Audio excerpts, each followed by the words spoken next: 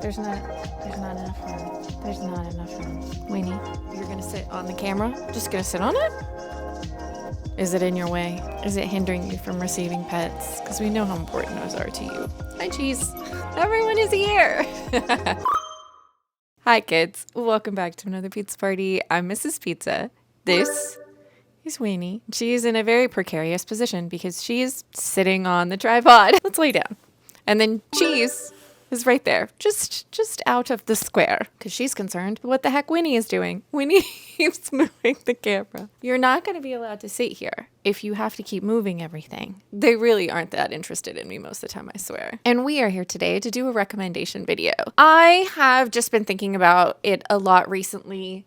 There are just certain books that I have read that I've really enjoyed, but sometimes I have a hard time finding the right audience for them. They're a little bit weird, they're a little bit odd, they're a little bit different, they're unlike something I've read before, and so I'm trying to find the perfect people out there for them. I feel like most of the time when people talk about weird books, they go for more like classic weird lit fic. Bunny always pops into my mind by Mona Awad, which that is a weird book. It is definitely a weird book. Aside from that, I feel like there's a lot of weird lit fic out there. I tend to read a lot more fantasy, horror, sci-fi, romance. I don't just read much straight lit fic. And so these books tend to be in those categories. They're not necessarily as completely out there as Bunny is, but they're out there in their own ways. They're different, they're unique. They'll have you guessing and scratching your head and trying to figure out what the heck is going on, or they just have a very weird premise, like one very weird thing that the entire story kind of circles around, or we are looking in from a very distinct and weird point of view. So there's like one weird element per every single book. Hi. Sometimes I think that she might die if I stop petting her, or maybe she thinks she might die if I stop petting her. Hopefully I'll just give her scratches. How about that? And maybe she'll give us just a moment to talk about books. The first book on this list is going to be Red Rabbit. And this is a story that I really thoroughly enjoyed, and I'm trying to find the right people for it. It's weird in that it is a horror Western, which is something I didn't even know existed, but I know there's more out there. But this is also one of those books where there's just a lot of things that, as the story goes along, the people that are involved just 100% don't even hiccup at the things that are happening around them. This is a story that has a lot of elements that just, you're like, oh, we're going to have that as well? Cool. I love it. Let's do it. This is the story of Sadie Grace, and Sadie Grace is a witch, and there has been a bounty put on the head of Sadie Grace. The townsfolk have had enough of her. They have said, hey, somebody come get this witch. And so a group of people, all for reasons, get together and are making the trek to where Sadie Grace, Winnie, I love you, but I have spent probably the majority of the last 24 hours just petting you, just giving you pets. Can you just sleep? Okay.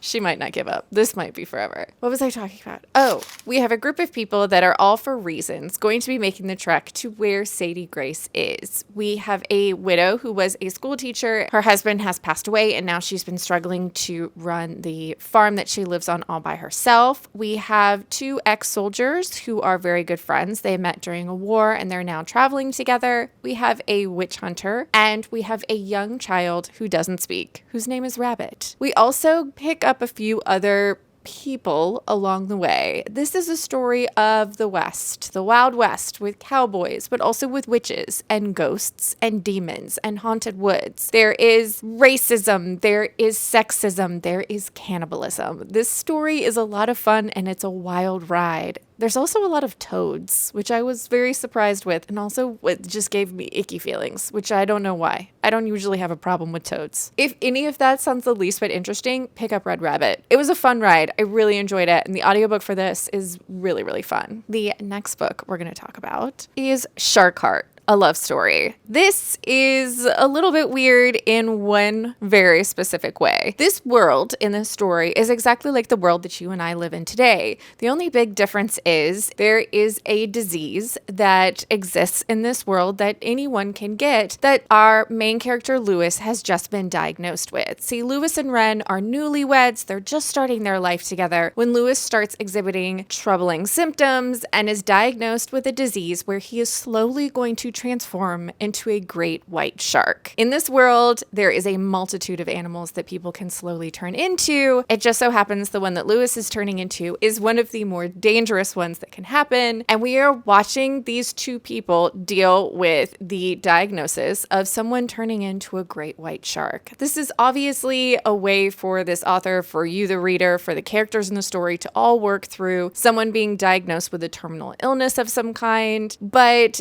using this crazy factor of it being this man literally turning into a great white shark. I had a good time with this. I didn't necessarily love the ending, although I don't know how the ending could have been any different, but it was a weird ride and an interesting ride and a really quick read. If you want something that's going to tug on your heartstrings, Shark Heart. It was a weird, lovely love story. The next book we're going to talk about is Hollow Kingdom. And this one is weird based on the perspective that you're getting. See, this is a story of the end of the world, but we are following a domesticated crow whose name is ST. And ST belongs to a man named Big Jim. And ST loves Big Jim. He just thinks Big Jim is just the greatest. Him and Big Jim have the best time until one day Big Jim's eyeball falls out.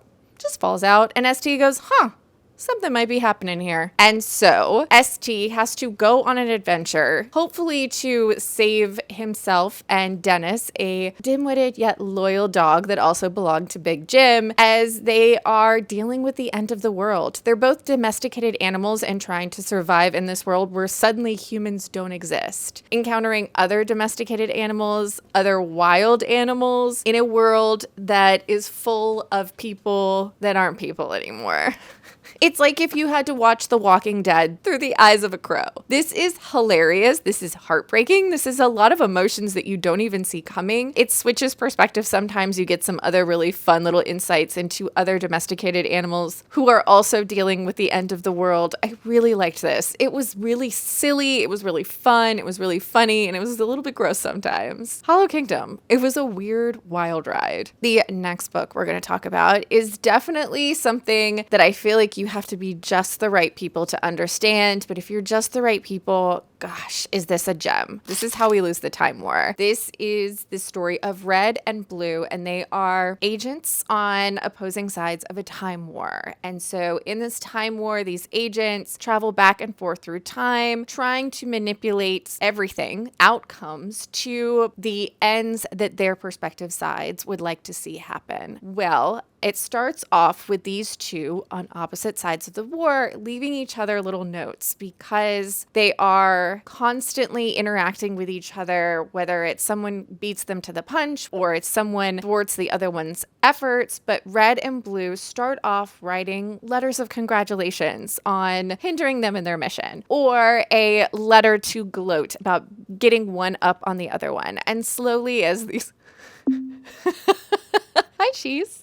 What doing? And no, you need to go away. Go lay down. But slowly these letters turn into something more. We form a friendship and then feelings start happening. That's really all I can give you. It's beautiful. It's weird. It's sci-fi. It's a love story between rivals on opposite sides of a war. It's absolutely beautiful and something like it was unlike anything I've ever read before. This Is How We Lose the Time War is probably one of the most beautiful books I've ever read. The next book we're going to talk about is Piranesi. This is a pretty quick little read, but it is the story of Piranesi, and he lives in a vast and beautiful home that contains an entire ocean. And every day, Piranesi wakes and wanders and takes in the different columns and rooms and statues and just spends his days exploring his home. He only has one other person that he ever comes in contact with that he refers to as the other, and that's all I can really give you. This one, you just have to go in and trust that the story is going to give you some sort of explanation at some point. But in the beginning, it's very surreal, very confusing. You don't really understand how the house works. You don't understand Piranesi and how he got here, but you adore him and his sweet little soul, and you want nothing but the best for him. This book is weird and that you really have to be along for the ride, but it's so much fun and I highly recommend it. And the last book we're going to talk about is definitely the shortest, Comfort Me with Apples. I would say this is more of a horror thriller, which leans a lot more thriller, but this is a story of Sophia, and everything is perfect. Sophia's life is just so perfect. Her husband is perfect, her life is perfect, everything is perfect, perfect, perfect, perfect. Except for, is it really? I can't really give you too much, but know that the twist in this I did not see coming and makes you immediately want to start over and rereading it with new eyes. But this says Sophia was made for him, her perfect husband. She can feel it in her bones. He is perfect. This book is weird and creepy and dark and fast, and I really enjoyed it and did not see the twist coming. I think if you're looking for something weird that at the end all of the light bulbs turn on and you can't believe you didn't see something coming, even though you probably won't guess until a certain point in the story, this one, quick and fun, thrillery. I liked it. But that, kids, is a quick little list of some of the weirdest and most original books that I've read that I've really, really enjoyed. I hope something piqued your interest. I hope that there's something that's now haunting your TBR. And these are all books that I really loved, and I just wanted another reason to tell you to read them. If you had fun hanging out with me and the dogs, please subscribe. I hope you're reading good books out there, wherever you are, and I'd love to hear about them. And I'll see you next time.